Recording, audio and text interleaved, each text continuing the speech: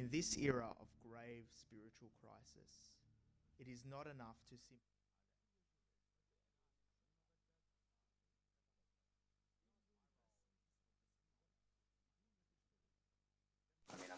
I live in college, so I'm around. Yeah. And that's half of it. Just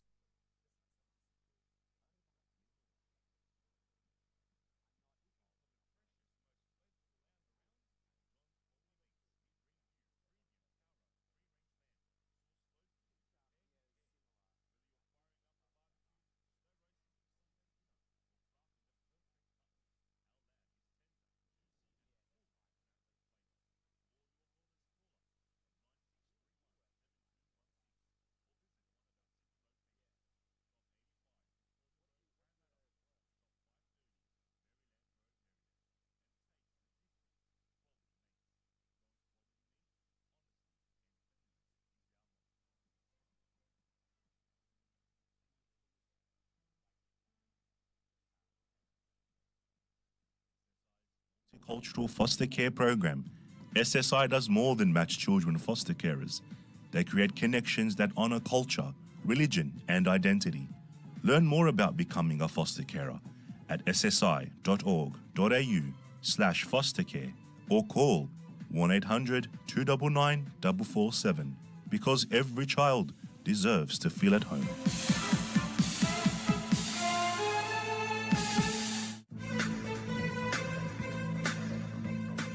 The Voice of Charity would like to thank our current sponsors for their ongoing support. And if you would like to become one of our sponsors, please contact the Voice of Charity office on 9625 6111 or email us on voc@voc.org.au.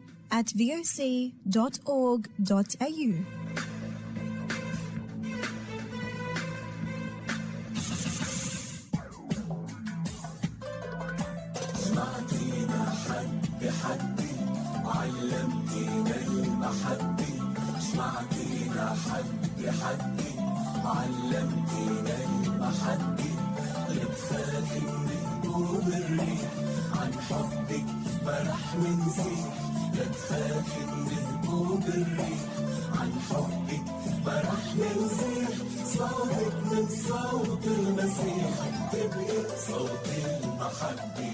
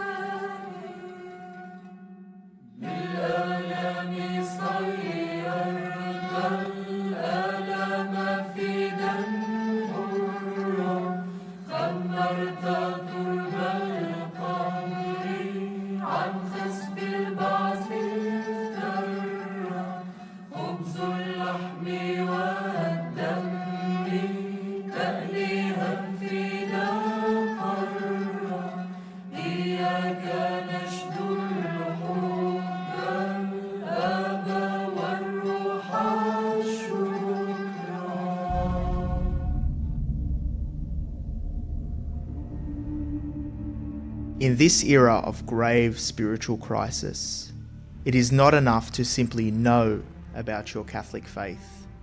That is why we need a Catholic toolbox to equip us with the practical skills necessary to live our Catholic faith to reach our ultimate goal, which is heaven for all eternity.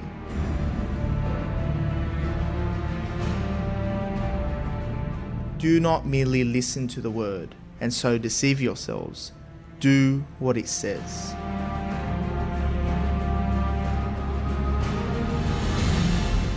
Join us every Tuesday night at 8 p.m. for the Catholic Toolbox as we hand you the tools to go forth, live the faith, and change our modern world today. Live on the Voice of Charity.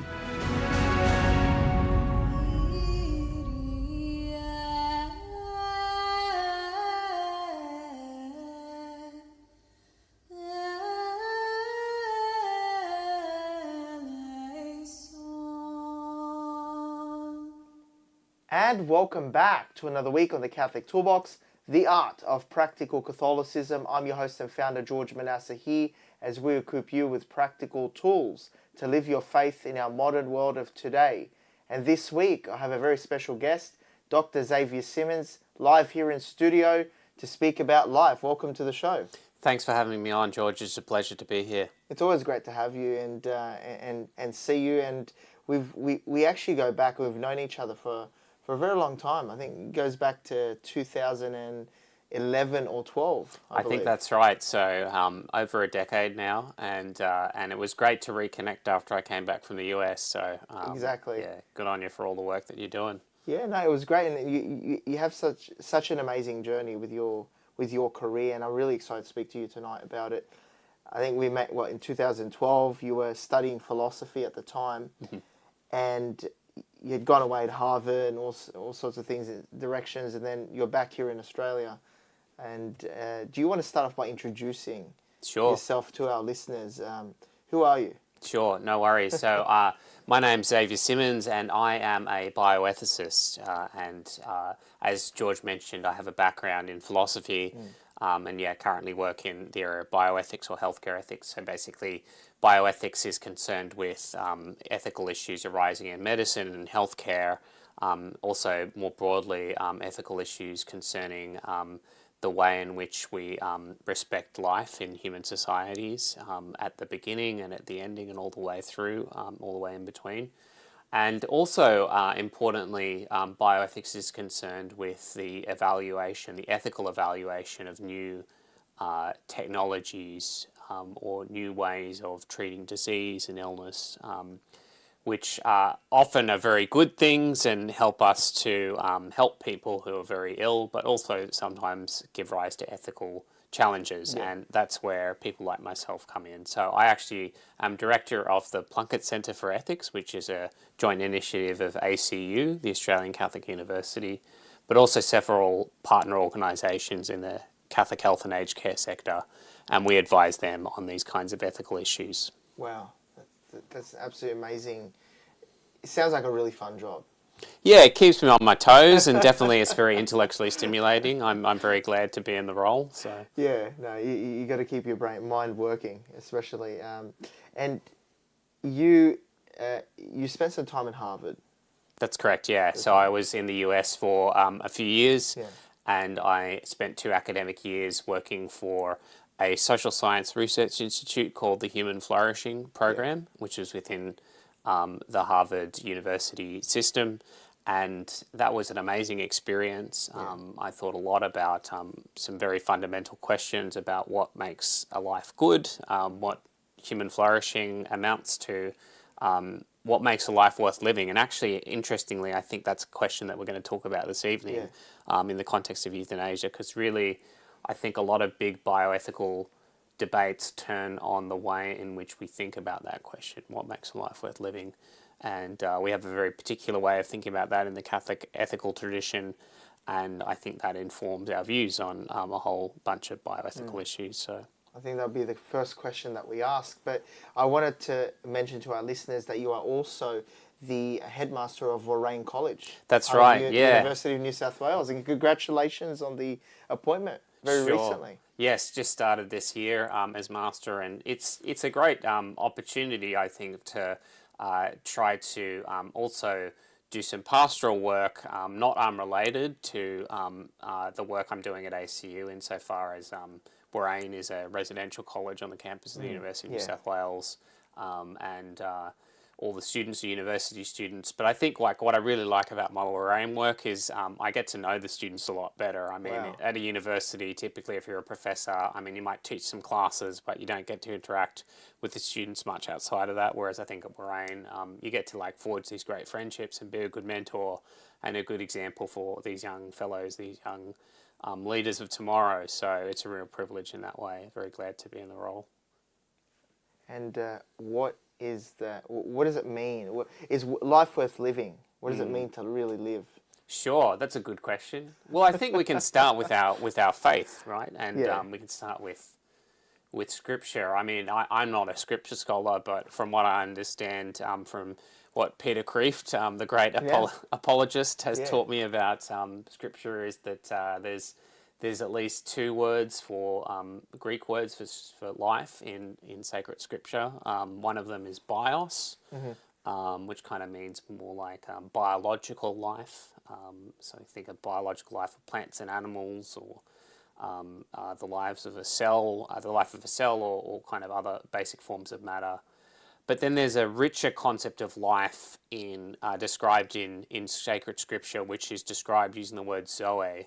Zoe. Like the idea of kind of life as an experience, as a vital energy that propels us forward, and ultimately grace, the life of grace, I think, is and life in the Spirit is something that's captured by a word like Zoe from the sounds of it. So, and I think that's an important distinction, because I think if you're a materialist, if you're someone who believes that there is nothing but matter in the world, you're probably going to think that life or living just amounts to something like bios, just kind of raw, biological, material kind of existence, cellular life, and nothing more.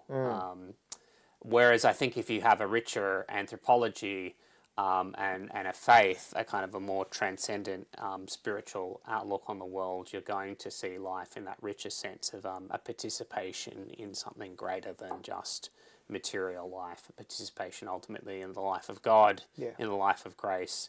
And I think like that's an important starting point. What I would want to say though to the audience is that I don't think you have to be a person of faith to accept that there is this richer way of living, of existing, because I think in the end we definitely find an analogue for what we in the Catholic faith experience when we participate in the life of God, just in the way in which in the secular world people feel much more alive when they have a sense of meaning and purpose in their life, whatever that is, right? It could be family, they want to be a good mother or father to their kids. It could be friendships, they're really invigorated by the great friendships that they have. It could be their work or some greater purpose that they've discovered in their work. But I think to live in that richer sense definitely seems to relate to this idea of having a strong sense of purpose to your life, a kind of a cosmic understanding of your reason for being in the world. And that is a really important thing, I think, particularly in a world like our own that we're living in right now, where there's lots of challenges and lots of kind of instability and war and whatever else, and even sort of just challenges that people seem to face at a local level as well, with whatever it be, kind of financial pressures or addictions or relationship troubles. I think to have this strong sense of purpose and way of making sense of suffering ultimately within a broader understanding of our purpose for being is really vital, so that when things do get difficult, and even when you face something like a terminal illness, that you can find hope in that. I mean, people want meaning in life. Essentially, people are looking for meaning, or people feel very fulfilled when they find meaning in their life beyond just living and existing. Essentially, you could call it just existing or going with the motion, going to work and not having a higher purpose. Is that ingrained in us? in the natural law, where as humans we are trying to look for something of greater meaning and significance in our lives that we can devote ourselves to and look for. Does that not indicate that there is an actual purpose to life?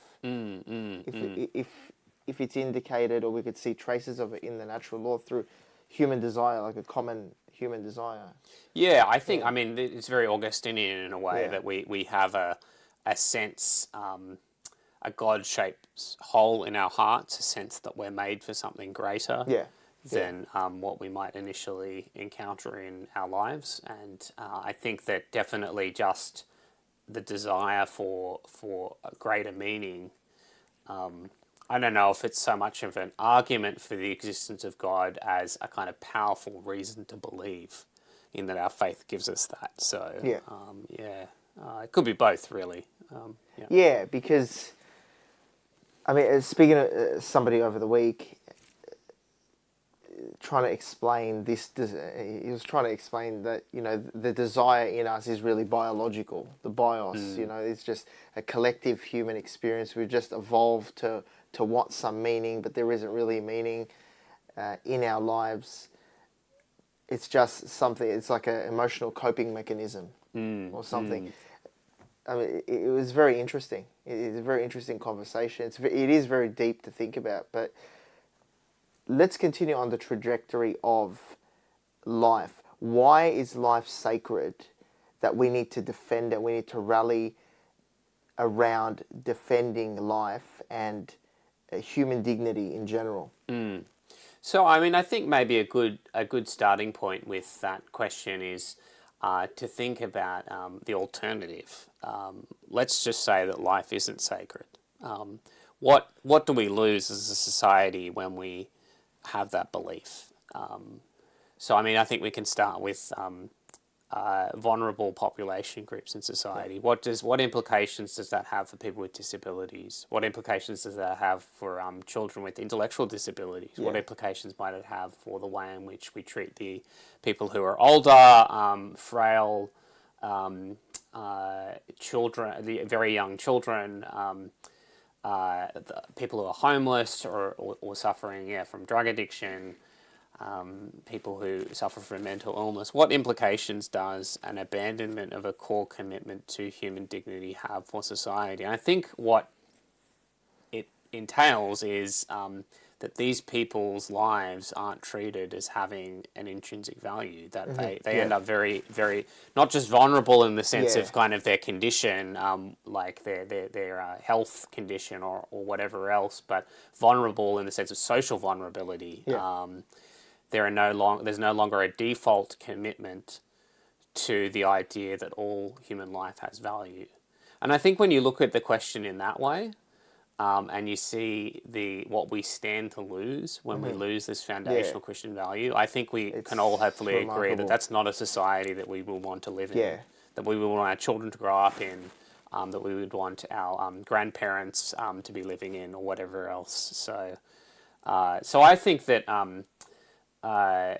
one of the reasons why we need to defend human life in the sense that you put it is that we stand to lose so much if we don't, and also we stand to gain a lot if we do. That we are creating a more humane society, which is a great place to live for everyone, and that's something we can be proud of as Christians. Tom Holland, the English historian, has written a book called Dominion, how Christianity made the Western mind, I think is the subtitle.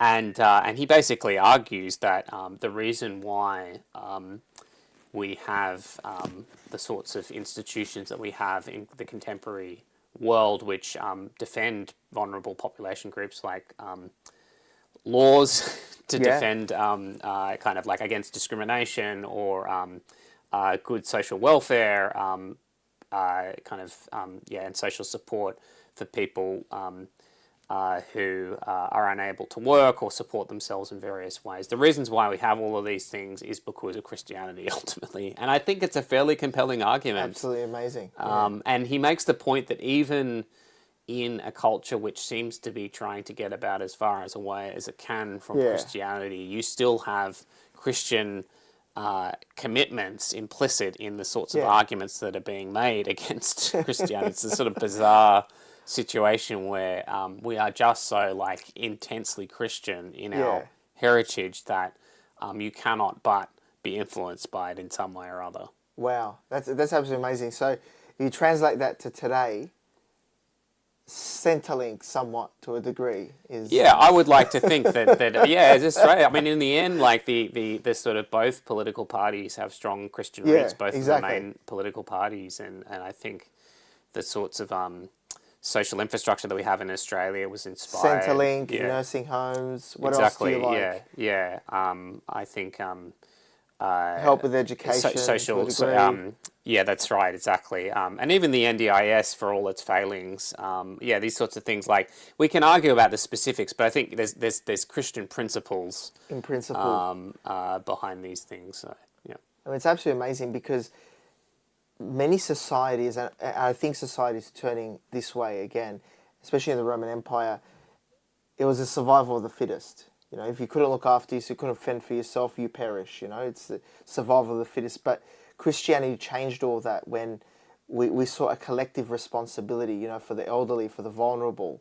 And that's a beautiful society that we want to live in, those true Western values that are slipping more and more in our society, where we're turning back that way. Yeah, that's right. So I think we need to cherish that, and we need to remind people today of the alternative, because I think that's part of the issue. Is we take these things for granted today, and in fact they're not to be taken for granted.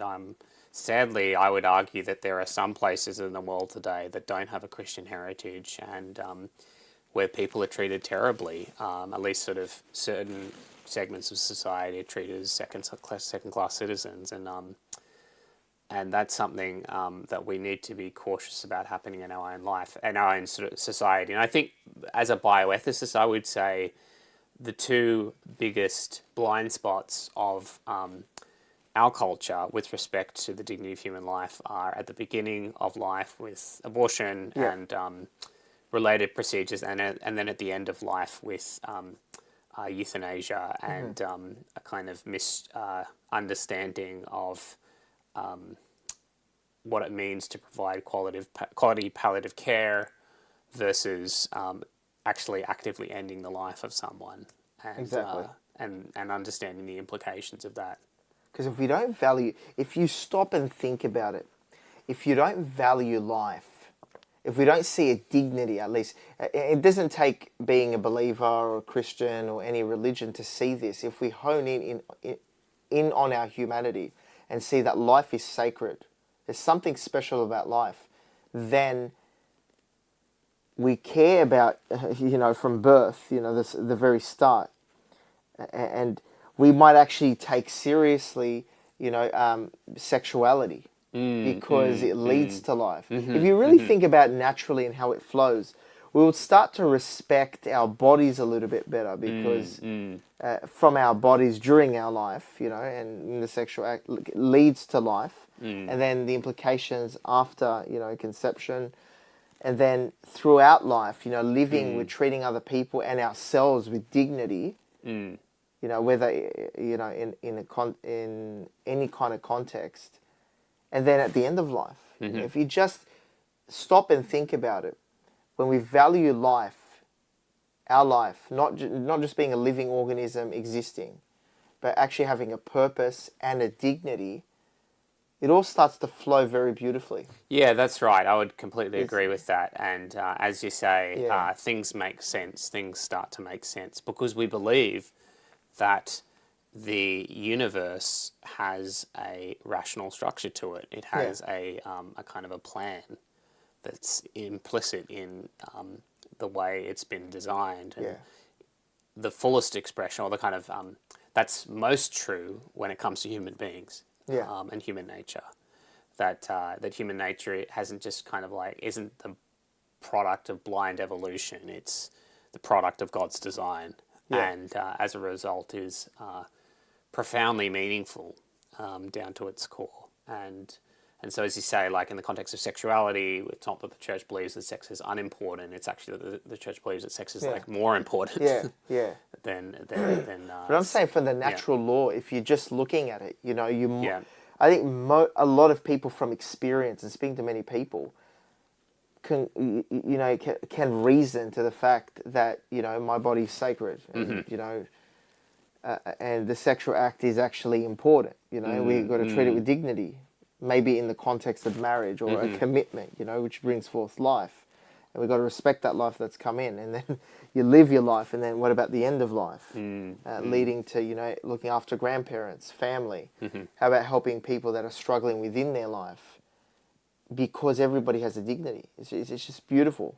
And if we can't value life in and of itself, then our society crumbles. Yeah, it really does. How can we tell, as Mother Teresa said, how can you tell people not to kill each other in wars if we don't we can tell someone that you know, abortion is fine? Yeah, that's right. I think what you see is a relativism that sets in societies which are inconsistent in their the practical ways in which they seek to enact their commitment to the dignity of human life. And I think we see that in our society that I think moral relativism is not a problem of 20 years ago. I think it was a problem then, but it's a problem now as well. Yeah. And Benedict XVI was very strong on this. But I think we need to double down on our commitment to objective truth, because I think what's happening, in my view, particularly with respect to the natural law, is we're seeing a kind of pervasive and persistent relativism take the place of natural law commitments that would have otherwise, like have in the past been kind of like default beliefs for people growing up in a Christian culture. And I would say that part of the reason why we've kind of lost the battle trying to prevent the legalization of voluntary euthanasia is because we've lost the default commitment to the idea that intentionally taking another human life is morally wrong, always and everywhere. And indeed, we've lost a commitment to the idea that suffering can have meaning, and that there is an afterlife. Yeah.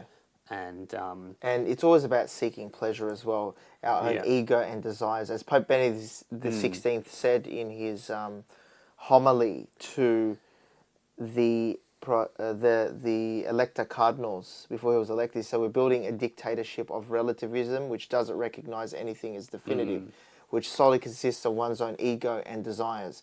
I think that's key when he said ego and desires, because then what drives us anymore? What's the sole motivator is our comfort. You know, it's hard to look after elderly. It's hard to make a commitment in marriage. We're just driven by our ego and desires. And a desire for kind of like self-expression even. So Carter Sneed, who is an American bioethicist and professor of law at the University of Notre Dame over there in the States. No, we say it the right way, That's right. Notre Dame. And so Carter wrote a book a few years ago called What It Means to Be Human, The Case for the Body in Public Bioethics. And one of the things that Carter argues in that book is that what replaces a kind of a more robust Christian anthropology of acknowledged dependence and compassion and respect for human life. What replaces that ethic in secular liberal societies like our own, like America as well, is a kind of like radical individualism, and he calls that actually an expressive individualism. So it's not just individualism in the sense of I'll do whatever I want. It's like individualism in the sense of I actually define myself through my choices, my kind of radical assertions of the will and expressions of whatever like my deepest sentiments are. And so you see that, I think, in the context of that's pretty rich. Transgenderism. You see it in the context of the way in which we do intellectual backflips to justify abortion. And I think you see it as well in the context of euthanasia, like people want to die on their own terms. they want to kind of like craft their death in the way they see fit. And, and unfortunately, I would argue, like, what you end up with is this kind of this understanding of the mysteries of death and dying that's radically unmoored from any kind of sense of the transcendent, and instead is just about like personal preference, and that's a concerning situation to be in as a society. So now we'll go into euthanasia itself. Why does the church teach that euthanasia is unacceptable from a Catholic perspective? Sure. So, I mean, I think there's a few reasons that are relevant here. So, one is that we are committed to the idea that as Catholics, as Catholic Christians, we're committed to the idea that God is the ultimate author of our lives. We do not own our own lives, and so God takes us when He sees fit, and in the end, we need to kind of accept that humbly as Catholic Christians, as an expression of God's will, and indeed accept death as something which, in the end, is a product of original sin, and it's sort of a reality that has been caused by sin. But nevertheless can acquire a kind of redemptive value if we approach it in the right way, with the right dispositions, kind of with God's grace and through the sacrament, like accompanied with the grace of the sacraments, and etc. etc. So that's one reason. I think as well, though, there's this kind of mutual that reason is mutually complementary with the dignity notion that our lives have a special dignity, and there's something like so valuable about human life, given that it's made in the image and likeness of God. That to actively end the life of another human being is profoundly immoral. And I think that's an important reason to bear in mind as well, because I think part of the challenge with euthanasia is getting people to see that life always has value, that life doesn't lose its dignity, because I think that there would be a lot of people who would say that there are some circumstances where life loses its worth, like life is no longer worth living. Yeah, exactly. Too much of a burden, to look after an elderly parent. Yeah, they're on an oxygen machine, and they're in a lot of pain. Yeah. I mean, to give a kind of sympathetic interpretation, you can understand, considering the kind of internal logic of secularism, how someone could come to that conclusion. But that's the problem, I think, is that the logic is the kind of the assumptions are flawed, the sort of principles of that system are flawed, like the idea that basically quality of life is just reducible to the kind of balance of pleasure over pain, or that the worth of life is determined by the sense in which we are still able to satisfy our preferences for how we want to live our lives. And if that's all you're working with, then sure, I mean, you can see how people would come to that conclusion. But surely life is much more than just autonomy and comfort. And I think unless we move beyond that anemic anthropology, that anemic account of what it means to live a worthwhile life, we're not going to really crack the nut of explaining to people how, kind of getting people to see what's wrong with things like euthanasia. Okay, so there is a foundation, and you set that very well, to understanding why euthanasia is wrong, in the eyes of the church. And really, I think when life has value, just on a practical level, and someone is suffering, and people around them, and families helping, is that not helping, the family come together? There's just practical circumstances where, in my personal life, with family, elderly family members, it unites people. There's many fruits that come out of that. Even though you could look at it as, well, it's just a burden, them being at a nursing home, and they're on their last leg of life, and it's, why would you prolong Exactly. their life unnecessarily. And there's another important point there to make, that the church doesn't say you need to prolong life unnecessarily, right? Like the church says that Okay, that's an interesting. you have no obligation to accept aggressive medical treatment where it's unduly burdensome, where it's extraordinary care. There's a distinction between ordinary and extraordinary care. Okay, sure. In Catholic bioethics, Because people would think that you have to do everything you can at whatever expense to yeah, save and which is not preserve life. true. Which is not true. I Okay. think it's important for Catholics to know that there's a prudential judgment that you need to make, either whether you're a patient or the family of a patient, about what's kind of proportionate given the circumstances to try to restore someone to health, or to try to increase survival. Yeah. And if it's basically going to cause you like profound suffering and have limited benefit, then you're within kind of your good conduct according to Catholic ethics. If you say no, I don't want to pursue that treatment. You can pursue it if you want to. Like if you're the sort of person who says no, I mean, like you're a young person and you think no, I would like this three months of extra life would be really valuable to me, even though I may be very sick during that time and very uncomfortable. I really want that extra 3 months, because I mean I haven't been able to do as much in my life as I would have liked to, and so I want that extra time, even though it's going to be mean a lot of pain.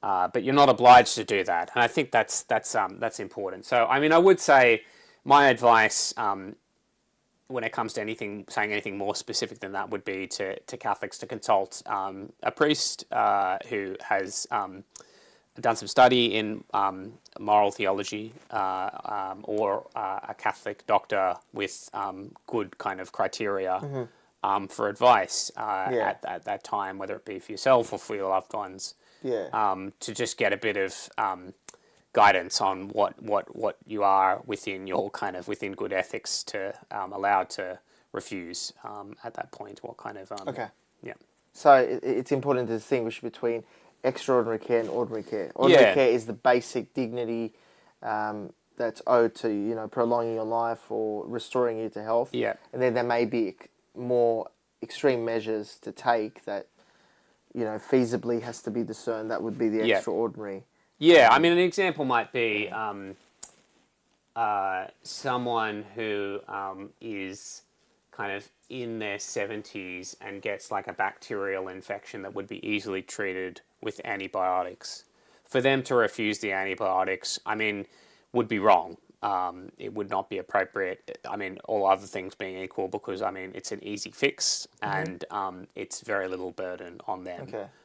So it would be wrong for them to refuse it. But like, consider another scenario. Consider someone who has stage 4 pancreatic cancer and has already been through several rounds of chemotherapy and radiotherapy and other cancer treatments, and to no effect, and there's an experimental therapy that they get offered, and the doctor says, look, we don't know if this is going to work, but it could. Would you like to try it? Well, in that case, the patient will be open to say yes or no, depending on what kind of goals they have in mind for their final days. Wow.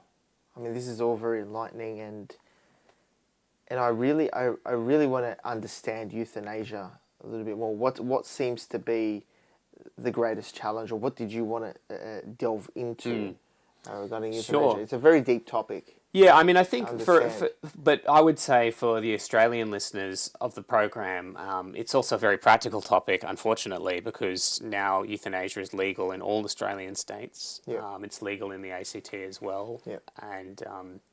And I would say it's going to become increasingly common in Australian society. So it would probably be likely that in the next 10 to 20 years that most of us would have some personal encounter with euthanasia, like be it through a friend of a friend or even a loved one of our own who kind of gets offered it by a doctor or who's wavering for whatever reason, maybe because they don't know that much, they haven't had the same formation that we've had or whatever, or they're just depressed.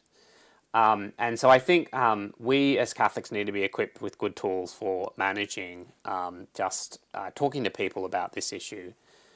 And the first thing I would say, I mean, we can go anywhere you want on this conversation, right? But the first thing I would say is that, like, overwhelmingly, the kinds of people who pursue euthanasia are the kinds of people who've lost meaning, who've lost hope in life, who are demoralized, which is actually a clinical category. Yeah, It's not just a wow. kind of poetic expression. Yeah. And what I would say, and what I think is a very powerful argument against euthanasia or for people not pursuing that pathway, is to say that there are much better ways in which we can help people who've lost meaning, who've lost purpose, than saying to them, yes, you're right, your life is like that, and we're going to offer you euthanasia, which I think is just like a really tragic and disappointing solution for our society to offer people who've lost hope. Because the real danger, I believe, lies in euthanasia is that it extends itself backwards from, okay, someone who's sick and elderly and suffering and going through a lot of pain, the option to end their life. And the temptation creeps back into, oh, well, someone who's maybe 50 and lost hope. It essentially becomes suicidal. You know, oh, what about someone who's 30 and completely lost hope? And it creeps back to any... Yeah, I mean, I think it's important for us to Category. also remember that this is suicide. I mean, it's a form of suicide. There are different forms of suicide, but it is suicide. And I think we've got to be careful about the deliberate manipulation of language to try to obscure the reality here. So, I mean, the kind of language that's used in Australian legislation is voluntary assisted dying. Yeah. But you're not actually assisting someone who's dying with euthanasia. You're actively ending their life. So it's not assisted dying. I mean, like, assisted dying would be something like pain relief when someone's dying. Or withholding unnecessary treatments. But I think that euthanasia is something different, right? And that's important to be aware of. And I would say, yes, there is a slippery slope. And 10 years ago, euthanasia advocates would mock people like myself for saying that if you legalise euthanasia for some people, you're eventually going to legalise it for many more. And yet what we've seen over the last 5 years or so in jurisdictions like Canada, in the Benelux region, European countries? Is this slippery slope playing out? I mean, we now have euthanasia for children in the Netherlands and in Belgium. Euthanasia for children? It's an option. Yeah, it's an option. So wow. In Canada, the courts have ordered the federal parliament to allow euthanasia for people with mental illness. And fortunately, even the Liberal Party in Canada, the Progressive Party, has realised that would be a really bad idea and have kind of stalled on the legislation, but it probably will come into effect if they're re-elected in the next parliament. So I believe, or could at least come into effect. So we're starting to see this slippery slope playing out, and even in Australia now, in Victoria, there's been a 5-year review of the Voluntary Assisted Dying Act 2017. And various expansions to all kind of like amendments to the law have been proposed to try to, I think, water down the safeguards and in some cases make euthanasia available to people who currently can't access it. So, yeah. Let's talk about assisted dying, essentially. This progresses into assisted suicide. Yeah, it does. It does. I mean, I think... For any reason. I think for any reason, yeah. So, I mean, my concern would be that what we might see in the next 10 to 20 years in Australia are attempts to legalise euthanasia for people with mental illness, even for people who are tired of life. It's hard to know how quickly our commitment to suicide prevention will be eroded, but that would be my concern, is that would happen. And might even be medically protected. Yeah, that's right. So I think that So we need to it be really has aware, 'cause eroded it's very just- quickly. I mean, there's a kind of instability in Yeah. our social commitments, and that's hard to maintain for very long, right? Yeah. Like, I think eventually something's going to have to give. I mean, either, God willing, we restrict euthanasia more and we kind of get back to where we were, or God forbid, we go the other direction and we abandon our commitment to suicide prevention. But that would be my concern. Look, I don't have a crystal ball. Yeah. I pray for the best outcome, but I am worried, genuinely worried. Just given the fact that we don't really have a strong normative commitment to point to in our society to try and stop this dystopian situation from arising. And this all harkens back to the very foundation that life is not valued. The dignity of life is threatened from conception through life and death. That we don't see that there is an inherent dignity to the human being. It's got nothing to do with faith or religion. You know, we are built like that as humans. Yeah. Where that there is meaning and dignity to our lives and to the lives of others, which should then dictate and guide our decisions in day-to-day life, to respect life and to value life, whether it's a sick elderly parent and how we go about, you know, their treatment and looking after them. That's right. To looking after our bodies from the start, which have the potential to bring in life. I mean, that's quite a powerful thing.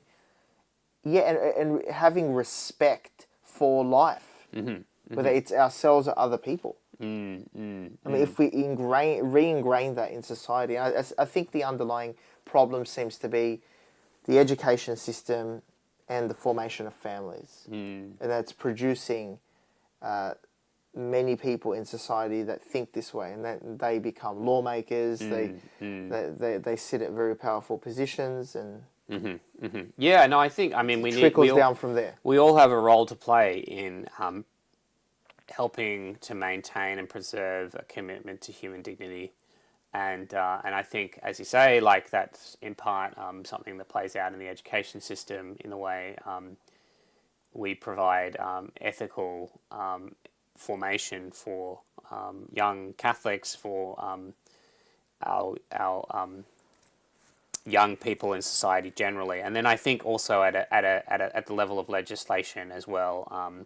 It's important for politicians to vote down bad legislation, and regardless of where they sit in the political spectrum, to see that, like, whether you're left wing or right wing, our political ideologies ultimately, like, have at least some elements of Christianity motivating them, and I think that in particular, like, we should all, insofar as we're just decent human beings, be committed to the foundational idea that all human life has worth and is worthy of protection and civic protection. Yeah. Protection by the law. Wow. Because I just think of different cultures around the world, and they have this culture of, you know, looking after children, accepting life, and you know, this, and we had this in the West, and it's been lost. You know, looking after families, fostering a family culture, and then as parents grow elderly, to look after their parents, and you know, many European countries in the Middle East, it's a major thing. Perhaps we need to re-enculture. I don't know what the word is. Re-enculturate. Culturate our culture to value life. Yeah, I mean, John Paul II talked life. about the re-Christianization of Europe that needed to occur. He perceived in the 1980s a increased secularism in European culture, and he talked about how we needed to, as Christians, make an effort to try and re-evangelize these traditionally Christian countries, and I think he's right, like, that we need to make an effort to remind, in particular, our societies of where our values come from. I mean, as Benedict XVI pointed out in the Regensburg Address, that kind of the Greek philosophical tradition and Christian revelation are two kind of foundations of Europe, and it's really impossible to understand Europe unless you understand both of those traditions and the way in which they kind of came together in the New Testament and the early Christians and the church writings of the church fathers. Yeah, and you do amazing work at the Plunkett Centre, part of the Australian Catholic University, and I'm sure you experience many different interesting scenarios, and you're at the forefront of this. But what are some 3 practical tools to our listeners listening here tonight? You've really set the foundation for valuing life and seeing the issues with euthanasia and how it trickles down to eventually to become a disaster on a societal level. But what are some 3 practical tools that our listeners tonight can take away to take action in this area, to really contribute to restoring our society, to value life and work against euthanasia? So I would say that the first thing that we need to do is we need to talk with our friends and our family and other people with whom we interact in the workplace or other contexts about the issue. Yeah. I think obviously when prudent, raise the topic. Like, it's not like we need to go into our workplaces and suddenly start talking about death all the time. Like, I think obviously there's a time and a place, but people do actually want to talk about these things. You'd be surprised. Oh, it's We've a very noticed at the controversial Plunkett topic. Centre. Yeah, that's right. Yeah. So especially over the dinner table. So I mean, take advantage of it for what it's worth. Like that people. I mean, even if they have crazy ideas, at least they want to have the conversation. So I mean, that's great. And it's then great to have these conversations. That's right. Carry out the conversation in a civil, respectful manner, but also robust, and don't hesitate to challenge people about their beliefs. And the first thing I would say is don't hesitate to talk to people and be a witness to life, because we all do have a role to play in preaching the gospel of life. And then I think the second thing I would say is that particularly for health professionals, I think it's important that we get organised and we support each other. I'm not actually a doctor myself, but I work with health professionals, so that's what I'm talking about.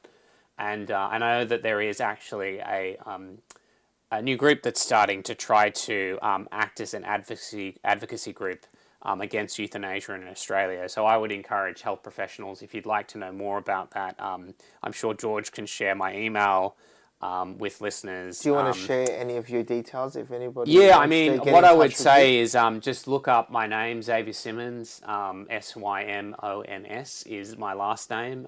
Look me up online, and the Plunkett Centre for Ethics should come up, and you should Australian Catholic University. The Plunkett Centre for Ethics. That's right, and you should be able to get my details, or at least get in contact through the emails on the website, and I'd be happy to connect you with other like-minded health professionals who can support you, and you can support them, so that we can at least have a small group, but of a kind of well-formed, articulate, and politically active group of health professionals who are saying that they won't stand for the erosion of human dignity in the health professions, and that they want to have their conscience rights respected, and also to try to provide a compelling alternative, whether it be through providing quality palliative care, or even just by being an excellent doctor who accompanies their patients, or a nurse who's truly caring for their patients. Wow. So that's number 2. And then number 3, I would say, is that at the political level, it's important that we all stay informed about what's happening with this issue, because I think I've seen even data on this that for Catholics, like, often there's a big focus on abortion as a bioethical issue, which is great, because I think we need to be aware of what's happening with legislation around abortion in our country and in other countries. So Catholics are very concerned about abortion. They're not as concerned about euthanasia. They think it's an issue, but often they don't. What I'm trying to say is, we just don't tend to have the same levels of literacy. So often I talk to people, really good, decent Catholics who are trying to stay up to date with things, but they just don't know what's happening with this issue of euthanasia in Australia. Like, many Catholics wouldn't even know it's legal in their states. They certainly wouldn't know the details of the legislation. Yeah. The focus seems to be on abortion. Yeah, that's most of the right. time. That's right. Yeah, Whereas that's what I would say like that this is unfortunately going to probably become just as big as an issue in many ways. The rates of euthanasia will probably be very high in Australia, and its kind of social implications are different, but arguably just as bad. Like, I think insofar as kind of you're seeing from both ends of the human journey through life, a loss of the sense of the sacredness of human life, and slowly that's just going to sort of work its way out until we kind of lose all respect to human life, I fear. So that sounds a little bit apocalyptic, but I mean, and God willing, there's people are good, right? Like Australians are good people, and I think even those who would be in favour of abortion and euthanasia, like, I mean, they've grown up in environments which have just like completely distorted their ethical worldview, and they can change their minds if you just talk to them honestly about the facts. But we need to be positioned, we need to be educated, we need to be well informed to do that. And so that's what I'm really pushing home here, and those three options, those three practical tips, that we stay engaged.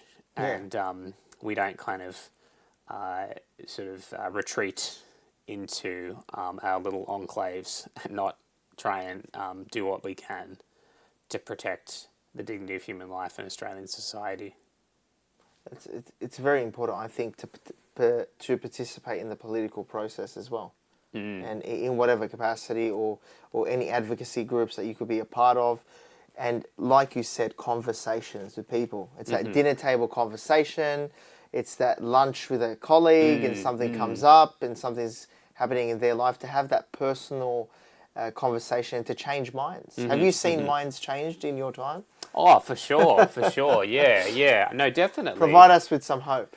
Yeah, I mean, I think like a nice example, my own sister, she's great, and I mean, not as into her faith as myself, but raised Catholic and identifies as Catholic. And I think on the issue of euthanasia, initially she wasn't really committed, partly because I just don't think she'd thought that much about the issue, or didn't see it as a major priority or whatever. But she just sort of, she wasn't committed either way, so she didn't necessarily think it was a bad thing. Yeah. She didn't really have a strong view. So, but she works for a disability advocacy group, and she's a communications officer for them. And she actually, in her work, I think saw something that changed her mind, and it was she was working with someone who had motor neuron disease, and was a kind of like advocate for people with disabilities, and was trying to, in a way, through his own life, the idea was sort of witness to the fact that even with this great disability, you can still live a life that's fulfilled, etc., etc. Yeah. So you have other examples as well, you know, with but people. Sadly, this guy eventually pursued euthanasia. Yeah. So, and wow. And the impact on their community was devastating. Like, all these people who'd kind of looked to him as an advocate for the idea that lives of people with disabilities can have value were just like shattered by the fact that he'd chosen to do that. And so I think for someone like my sister, who was a bit on the fence, like, it kind of changed her mind a bit. She saw like that this is not just about you and your choices. Wow. Yeah.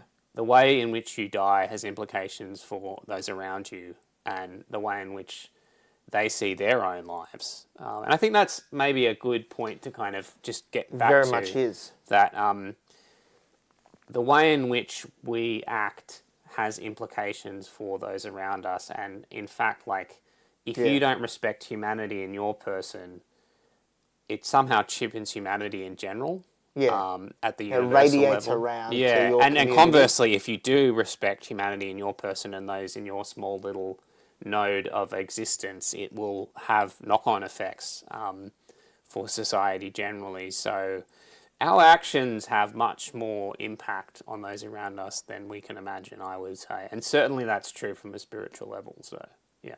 That's absolutely perfect. If you really think about it, I think we underestimate as humans our existence and the circles that we have around us and the impact that we have. We radiate there. And I think it's so important to see that, you know, we do have an impact. And like you said, someone's death can actually have an impact on those around them. And how, I mean, always at funerals, it's interesting. Everybody seems to be self-conscious of their own death or their own mortality. And it's remarkable. And the way we treat our own life and it has implications. It radiates outward. So I think that's a very important thing for people to note. But it is possible to change people's views, and I'm sure in your line of work, if you have many conversations and many other people. Sure. Yeah, no, definitely. Yeah. It's a great opportunity to be a witness for the value of human life in that way, and I feel privileged to be in the role. Thank you so much, Xavier. No worries, George. Symons. Great to join you. It was a great conversation here tonight, and I hope we shed a lot of light on this topic. Terrific. Yeah. Thanks very much for having me. Thank you very much. Please note, this does not count as any professional or medical advice within this episode. And if you're experiencing any symptoms or any medical emergencies, we do advise you to call your emergency service within your country or within Australia, 000. But thank you for tuning into the show. Don't forget to subscribe. And also, John's reminding me here, I will return live on air on Tuesday the 29th of April. Yeah, that's April. So Tuesday 29th of April at 8 p.m. because we have Holy Week next week and then the week after for the long weekend. So I'll return live there. So thank you for tuning into the show. Don't forget to subscribe to the podcast. Go to The Catholic Toolbox, wherever you get your podcasts. That is The Catholic Toolbox. And don't forget to go to the website, thecatholictoolboxshow.com. That is thecatholictoolboxshow.com. So until next week, or actually in 2 weeks, God bless, take care, and take action.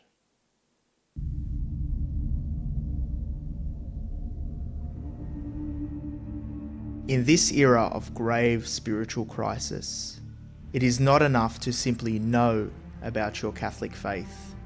That is why we need a Catholic toolbox to equip us with the practical skills necessary to live our Catholic faith to reach our ultimate goal, which is heaven for all eternity.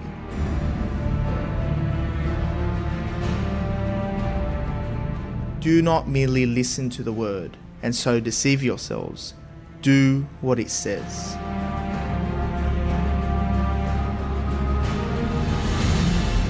Join us every Tuesday night at 8 p.m. for the Catholic Toolbox as we hand you the tools to go forth, live the faith, and change our modern world today. Live on the Voice of Charity.